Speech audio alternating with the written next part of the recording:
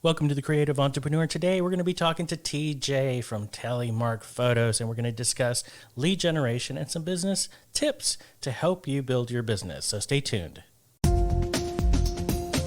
Coming to you from San Antonio, Texas. Welcome to the Creative Entrepreneur, a podcast created to help entrepreneurs build their business. Branding, marketing, analytics, positioning, and lead generation, plus interviews with other business owners to learn from their successes and failures. Now, here is your host, Abel Garza. Welcome back, everyone, to the Creative Entrepreneur. Today we have a special guest. His name is TJ Neal. He's a photographer and the owner of Telemark Photo. He also does videography. Let's welcome TJ Neal. How are you doing today? I'm doing well. That's awesome, man. I'm really glad to have you on the show today. I'm really excited about finding out how you guys are standing out from the crowd, how you guys are standing out from all the other photographers, how you're lead generating, and what you're doing to network your business, particularly branding. So tell us a little bit about Telemark Photo. Sure. Just a little bit of history of how I got started in photography. So I was a computer repair tech for 10 years prior to this. I went to school for it, opened up a brick and mortar store, ran a successful business for a period of time.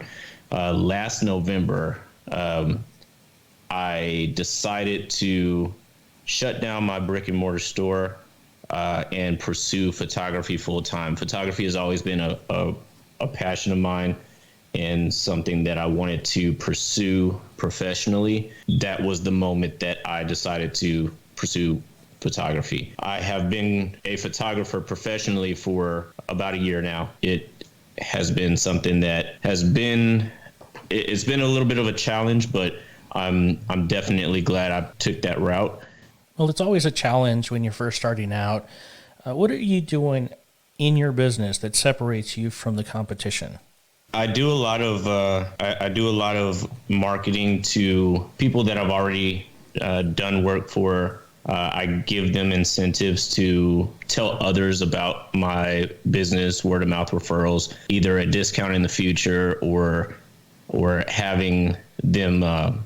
That's a key component in generating leads. You know, you do a good job for a customer, you get with them, and you're like, hey, do you know 5 people? Hey, do you know anybody else who may need photos of this genre or this theme? And if they're happy, they're more than willing to refer you. Are you using any other type of platform to expose your photos to other people? So I use a platform called Pixieset. Now this isn't something that it's published. So people can get to that website, whether I provide them the link or if it's organically through Google. Now that's probably the only other place that I've published my work other than Facebook, Instagram. Social media is a big factor as far as where I publish my work. I'm working on getting published in a few magazines here in the upcoming months. But as far as publishing to other platforms, Pixieset is the only other platform that I currently push out and publish some of my work to that people can actually find, aside from social media. I know you mentioned that you were doing computer repair and you had a computer store. Would you say there's a difference in your approach to how you generate leads? Absolutely. So with my computer repair business, I did the whole nine. I sent out email blasts. I sent out coupons to current customers. I reached out to them via mail using flyers. I regularly sent out flyers and went door to door putting flyers out for people to come by, get your computer checked for viruses and things like that, as well as doing some cold calling to businesses for managed services that we provided. Now it's more of a situation where, it's either one computer or it's, many computers. But every business, most businesses run off of computers. And so reaching out to a business was easy for me because that they have a computer and eventually they'll have a problem with it. And so when you call them and say, hey, my name is TJ from Neal Tech Solutions. I'd like to talk to you about your computers and how you're backing up and things like that. Photography is a little bit different. You don't know when somebody's in the market for having their photo taken, or there's a wedding or an event or a party. So it's harder for me to reach out to people, cold call, people and say, hey, I'm a photographer. Whenever you have your next event, call me. It's more along the lines of, hey, I know this person, they're having an event, and so I'll go reach out to that person, or I'll reach out to that group or that organization and offer my services then. So it's more of a pinpoint advertisement, as instead of an umbrella, just trying to reach out to as many people as I can. It's more lead generated for photography for me. Well, one of the techniques that I've been using, which has proved pretty successful actually, is there's a lot of businesses out there, and if you're depending on the genre or the market that you're attacking here. Usually what I'll do is, if I'm going to do any kind of cold calling, which is usually the most difficult, but if I'm going to do any kind of cold calling, what I'll do is I'll call them, hey, my name is Abel, I'm with Graybug Photography, I'd like to send you some free information. Who's the person in charge for making those decisions?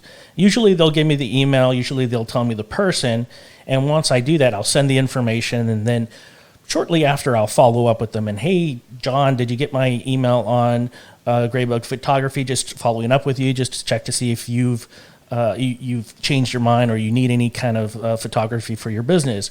For the most part, they'll say no, but they're going to have me in the back of their mind if they do, and they'll have that information already available. So it's going to be one of those situations where you've already built a rapport with that person. You've got a good idea of what they're doing. You can also get a feel for the market at that point. So what you're doing is you're calling this person, you're building a rapport, you're sending them information that they're not paying for. And for the most part, people are like, yeah, go ahead and send it. I mean, it's not costing them anything anyways. So you're building that rapport. You're coming back later. You can always follow up later and just say, hey, this is Abel again with Graybug Photography. Just want to follow up with you, make sure that everything is going well. Is there anybody in your forecast that may need photography? You can also generate leads that way. But that's just my approach. Have you been able to learn anything from having two different types of businesses, or are they similar, or is your approach different? One of the things about that is I originally started in a flea market, and I set up shop in there, and I was in there for 2 years prior to getting my DBA and then ultimately my LLC. But I knew that I wanted to do everything. I had a plan of how I wanted my business to look, how I wanted everything to function. And I waited kind of a long time to get everything off the ground for that. Me and my wife got our income tax in one year, and she basically said, hey, I know that you've been wanting to do your business for, X amount of, years, and let's go ahead and get it off the ground. Let's go ahead and get started with it. And it was kind of a last minute thing. I wasn't expecting to be able to have any sort of money to get a business off the ground. So I was unprepared to start the business. Went ahead and did it. So I opened my brick and mortar store with 1 month's worth of rent, 1 month worth of utilities. Basically everything was covered for the first month. In hindsight, that probably wasn't the best idea, but it got me out of that. Oh, I gotta wait. I can't do this right now. I have to have everything. I have to cross all my T's and dot all my I's before I can even start to advertise that I do computers. So I got the store, and it was sort of a sink or swim situation. You either have to bring customers into the door, or you're going to be closed next month. So I was in business for 10 years. after I opened up, I was able to successfully, generate clients. One of the things that even now to this day with my photography, I don't have a website published because I am a perfectionist with my website. There's a certain feeling that I want for my website when you go to see my pictures and how it looks. And every time I get to the end of getting a website together, it's like, that picture, I got a new picture that I want to put up there. This font isn't right. It slows me down and it slows business down. And I'm getting to the point where that kind of stuff doesn't matter as much to me as far as like perfecting anything. Getting business and getting clients in is number one, kind of branding myself in the meantime. But there's nothing to brand if, I don't have clients, to back up the fact that I'm a business. So, that's a huge value bomb right there. I mean, being a perfectionist is okay, but if you want everything to be perfect before you launch, then that's just going to hinder your ability to get started. And a lot of people have a problem getting started. For me, it's like going to the gym. The hardest part is putting your clothes on. Once you put your clothes on, it's human nature just to go ahead and, you know what, I have my clothes on, I have my shoes on, let's go to the gym. And usually when you go to the gym, you're like, okay, now I'm here, let's work.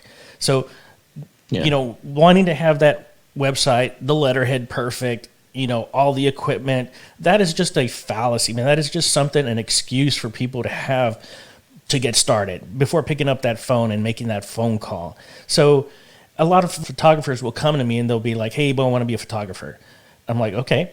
He says, but I don't have equipment. I don't have the knowledge. I don't have the money. What do I do? I said, well, you have a phone, right? Yeah, I got a phone. I said, call 5 other photographers, negotiate a price that's less than what they would charge another customer, get the customer, put them together, do that 10 times. Now you're making some money. You want to learn about photography, shadow the photographer for a little bit. Now you're learning about photography, you're making money, and you have money to buy your equipment. So you're learning, you got money, and you're buying your equipment. From an outside perspective, you're actually doing market analysis without even trying. And also your overhead is minimal. Is there a way that you're approaching your brand that is unique to Tallymark Photo? Like, how are you branding yourself? I'm branding myself as a, photography, videography company. I know that there are a lot of people that will do one or the other. And I know a few people, a mentor, a good buddy of mine that kind of helped me out getting started, basically told me, so are you going to get into photography or are you going to get into videography? I said, well, I'm going to get into photography. That's really what I want to do. And he said, well, why aren't you going to do video? I said, well, I don't really want to do video. That's maybe on the side, but my passion is in photography. And he, kind of said, your camera does both. There's no reason why you can't do videography, and you're leaving money on the table if you don't. You're only using half your equipment if you only, do photography and don't expand to videography. So I kind of took that and thought about it, and he was right. And so I've branded myself as being able to do both, being able to take on different types of clients. I don't just pinpoint myself as a wedding photographer or portrait photographer. I will take on whatever client needs, photography or videography services. What do you find yourself doing more of? I do a lot of portraits. I have 5 weddings scheduled for next year already. Weddings are they're scary. They're fun, man. I haven't had, I'm knock on wood, I haven't had a situation where I've had it like a bridezilla. I know it's coming. That's always the situation where you're like, oh man, most photographers are like, oh man, I don't want to do that. I'm going to get a bridezilla. And I meet all of my clients ahead of time. And that's one of the things that, again, I would say I try to set myself apart from other photographers. I try to interact with my clients as much as possible. I try to I try to paint the picture of who I am as a photographer before I had a couple sign a contract with me just last month for wedding photography. They had never met me. They had never seen my work. And, it was a word of mouth referral. Set up an appointment to meet with them at a Starbucks, and we kind of just sat and we talked. They signed that contract purely on who I was and, the kind of person that I presented myself as. Yeah, well, you got to connect. You got to connect with the customer too. I mean, the customer has to connect with you as well. I mean, that's a huge component to. I mean, I've had customers in the past where we just did not connect, and it's just one of those situations where you're just like, maybe I'm not the best photographer for you. Yeah. Let me find you another one.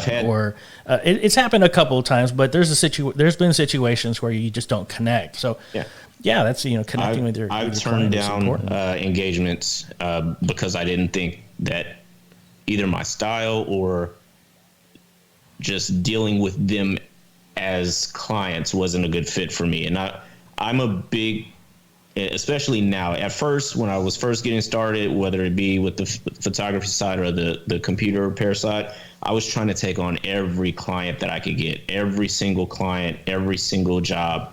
And ultimately, it led to a lot more stress.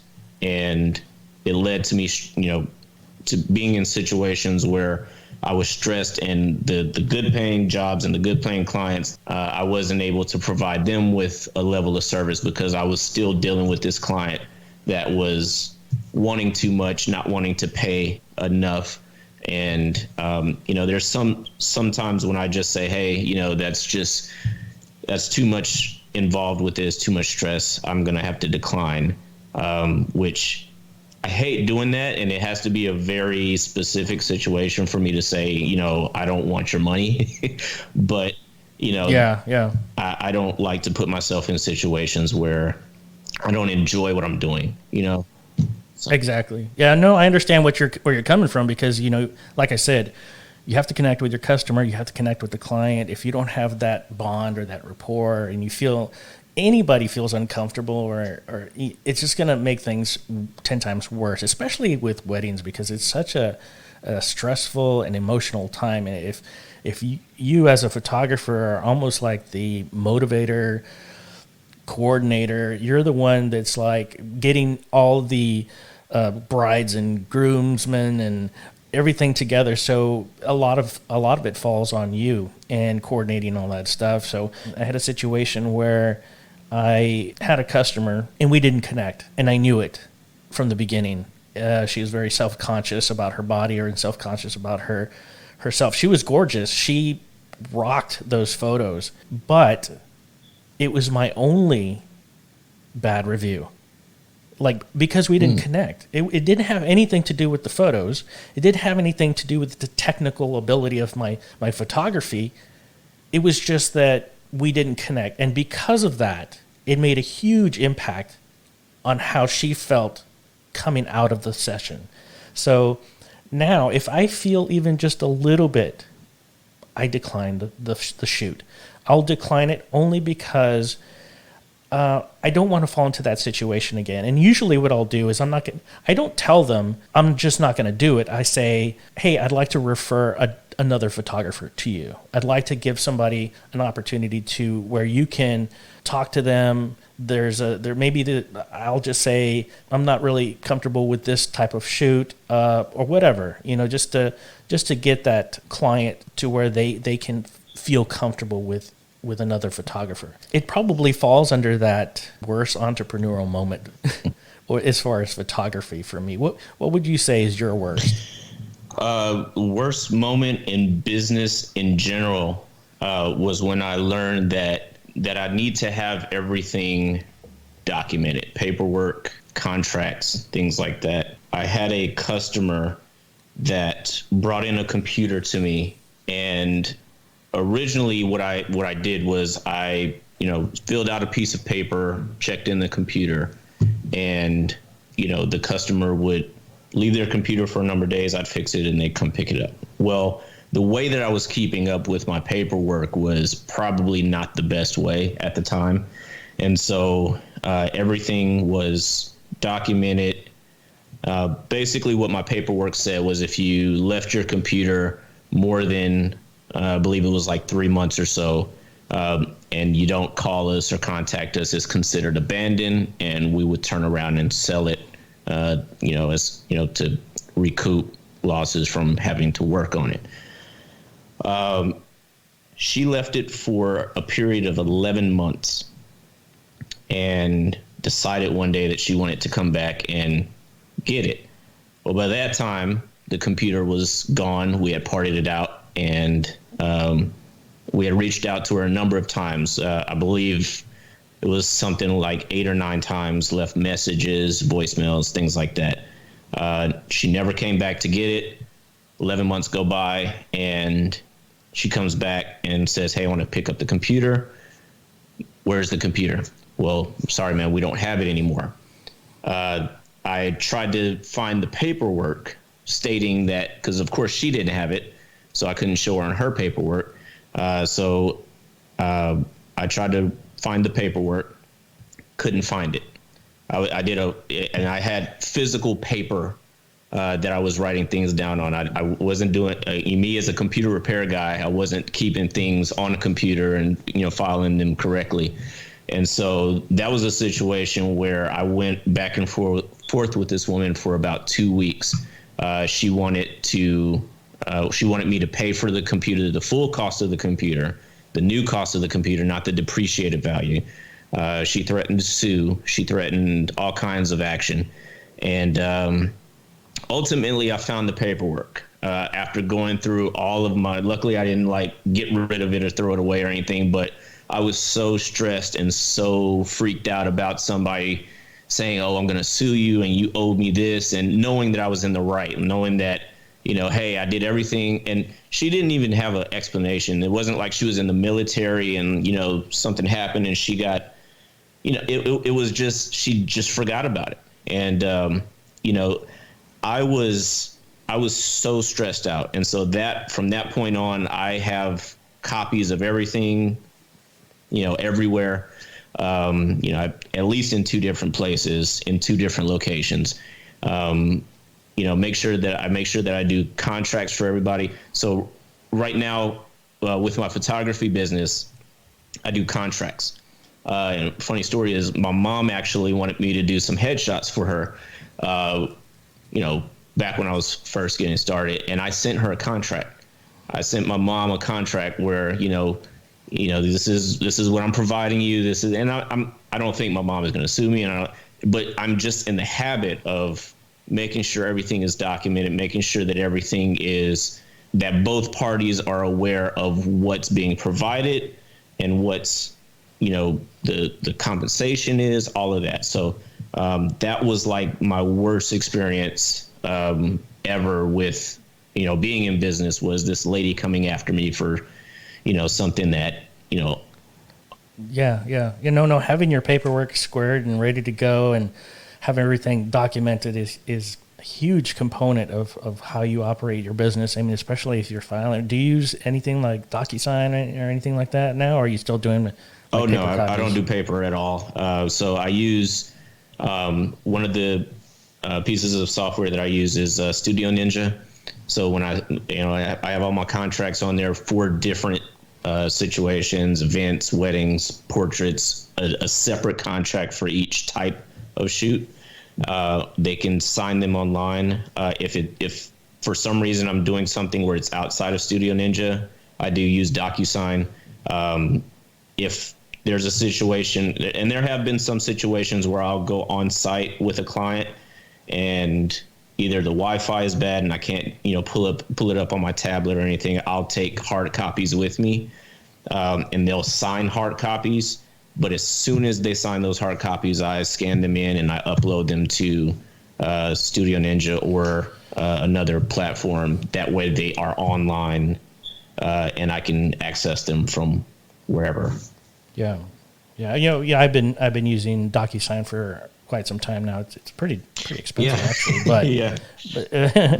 but it works. It's convenient. I send them to the customer, and I don't have one contract for each shoot. Well, maybe that's because I only do certain shoots, but they're pretty generic. I'll modify it somewhat to accommodate that type of shoot. Like I'm not going to give them a model release form for every person in the room. But I mean, if they're in a public area, it doesn't really matter anyways. But that's what I've been using. I've been using DocuSign, and my contract has definitely evolved based on certain situations that have arisen. Yeah, you got to add stuff. throughout the trajectory of my career with photography, no doubt. I mean, because certain things you don't think about everything. I mean, I wrote the contract myself, and you don't think about everything. But as kind of like the Q&A, as soon as something arises, and you're like, holy cow, that wasn't really how that was supposed to go. I better change my contract to reflect it in a certain way. So yeah, I can understand how having the documentation cover your ass, man. Just make sure that you got everything squared away, that it's super crystal clear to the client, that they understand that, for example, if I have a shoot and it's up to 15 photos, that they know that anything over that 15, there's a cost or there's a charge for that. A lot of times before I incorporated that into my contract, they're like, I want 25 or I want 100. And it's just not that way, particularly with situations where you have to heavily edit, or you're in a situation where that these photos are going to be more creative and they're going to be more Photoshop intensive, so to speak. So it totally differs from an event where you're doing minimal editing, whereas you're doing a portrait and you have to do more extensive editing. So I totally get that. Has there been a moment that you're just like, I get it, I need to do this? Just an aha moment. I'm not afraid to take on whatever gets thrown my way. I'm not afraid to take on things that I might not necessarily have any experience with, or I'm not sure that I can do it. And I used to be very apprehensive about doing things like that. But to this day, I don't turn down any sort of opportunity that can potentially take me to another level. I can safely say that has been one of the main factors of how I was able to close down one business and go to another business without skipping a beat. Was there a situation where you declined an opportunity and then later said, "Man, I should have taken up on that opportunity"? You're looking at it and you're like, "Crap, I should have taken it." So I've declined. Yeah, I've declined opportunities, and this was further back in my entrepreneurship. I can't say that it lost me an opportunity because I don't know where it would have led. It probably cost me some money. I mean, in the long run. Plenty of them. Probably, I have a list of things I should have done. Yeah. So exactly. So I've turned down things. I don't know where I would be right now if I would have taken them. I don't know if I would be in a worse position or a better position. But what I can say is that the opportunities that I did take have directly led to me being able to grow as a business owner. There one in particular with my photography, and like I said, I closed down my computer repair shop last November. The San Antonio Martin Luther King March is something that goes on every year here. It happens in January. I was asked beginning of December to be the official photographer for the MLK March for 2019.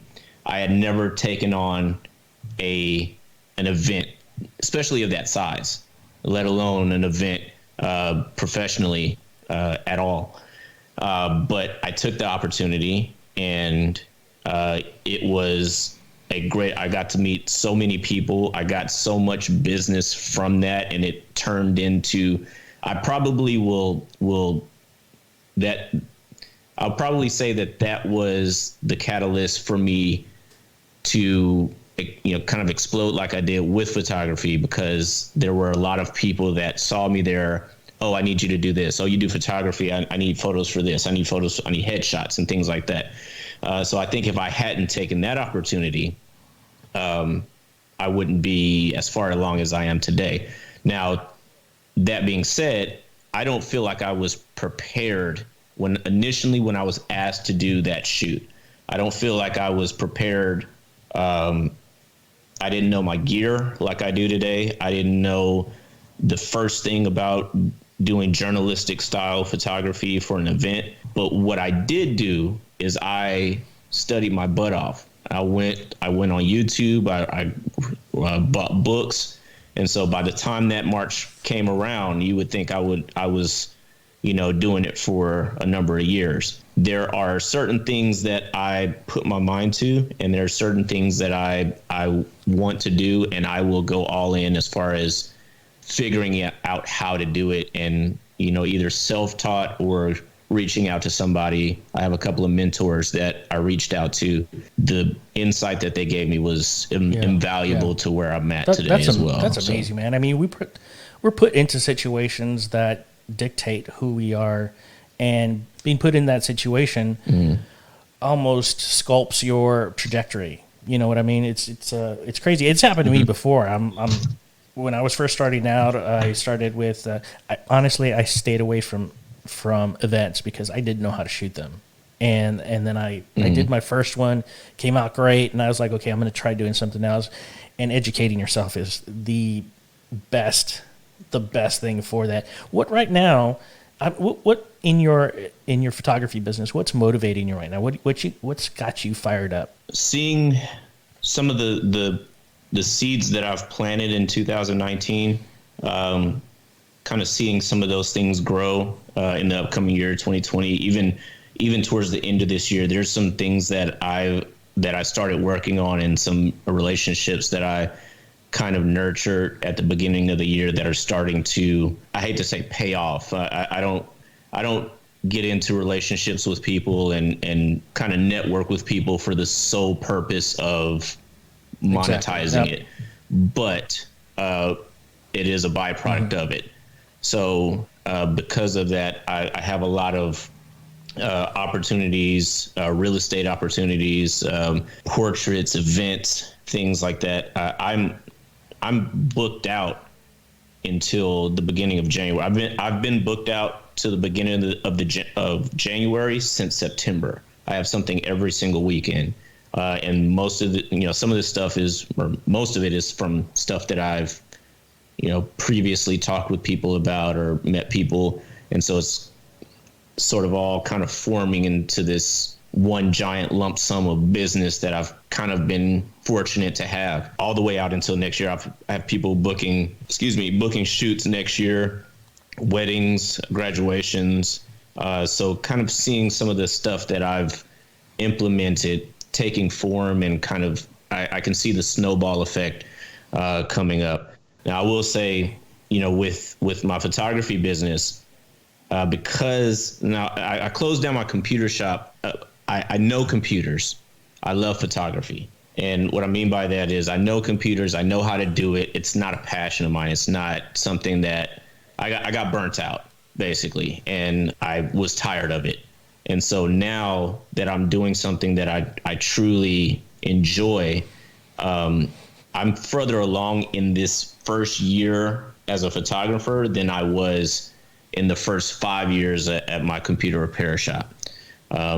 And seeing that growth from the first year has me excited to see where I'm going to be at year 5, year 10. So I'm excited to see the rest of that's awesome. Continue on my trajectory. To see that you've progressed so rapidly is awesome to see. I know that you mentioned some mentors that you had in the past, and you reach out to them periodically. What is some of the advice that they give you? So one of my mentors, his name is Tony, and he's the one that gave me the advice on use all of your equipment, learn your equipment, utilize all of your equipment. Do photos and videos. There's no point in just doing one. One of the other things that he kind of told me was, he kind of nailed it home. I kind of knew this. I've had jobs prior to doing the computer, I've had a number of jobs. Most of them were in sales. So I kind of knew it, but as far as how this kind of goes with my mentor telling me, it takes the right person to tell you sometimes, but don't leave any money on the table. And I was real bad about leaving money on the table, leaving business out there that could be closed.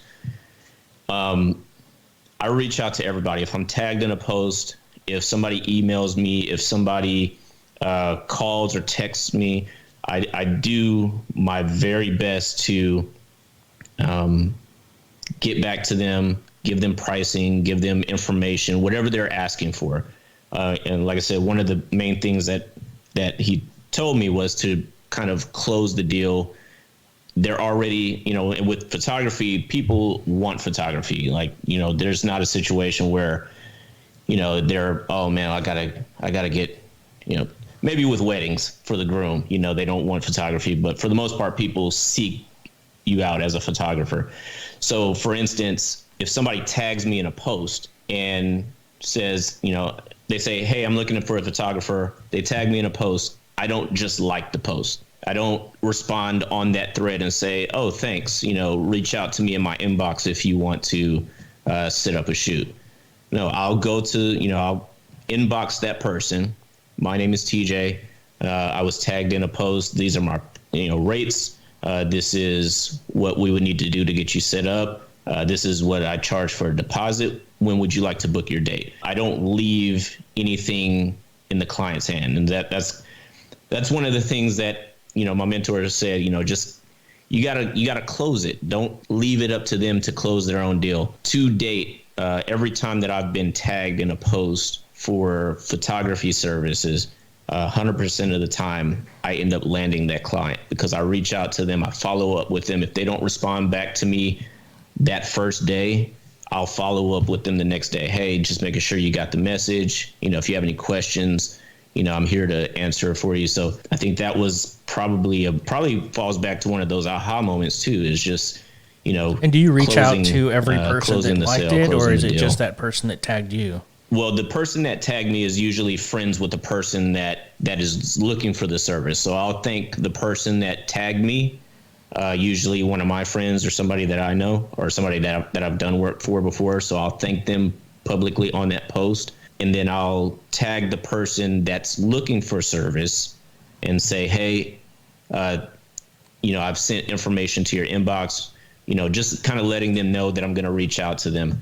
And then I'll inbox that person privately to discuss pricing and things like that. The only caveat to that is sometimes, like I said, I have to follow back up with them. Facebook especially has, if you're not friends with that person, your messages kind of go into this, it's a pending inbox or something like that. And if they don't see it, it doesn't land in their regular inbox unless you're their friend. So a lot of times I'll actually go and I'll friend that person and then inbox them. But that's something that, I kind of keep reaching out to them just in case they don't see that message in their inbox. I'll say, hey, just seeing if you got the message that I sent you earlier. And if they haven't, they find it at that point. That's awesome, man. So I guess we can close with this saying, thank you, TJ and Neal, for giving us your awesome wisdom and advice. Don't be a perfectionist. Don't leave money on the table. Use social media. Follow up with your customers. All great advice. Is there any way that our listeners can reach out to you if they want to get photography services? Yeah, I have Instagram. It's Tallymark Photos. TallymarkPhotos, and the same for Facebook, Tallymark Photos. Don't have a website right now because I am a perfectionist. So, I'll have that up soon, but it would be tallymarkphotos.com is the URL. Awesome. But like I'll buy that, and then I'm going to sell it back to you for about $1,000. No, I'm just kidding.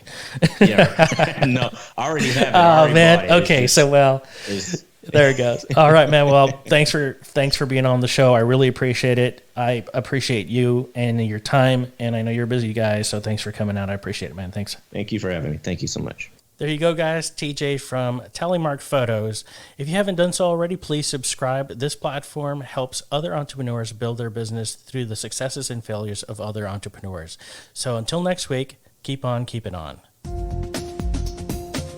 Thank you for listening to The Creative Entrepreneur. Please click the show notes for additional information. Want to know more? Click on the subscribe button and follow us on Facebook, Instagram, and Twitter by visiting us at tcepodcast.net.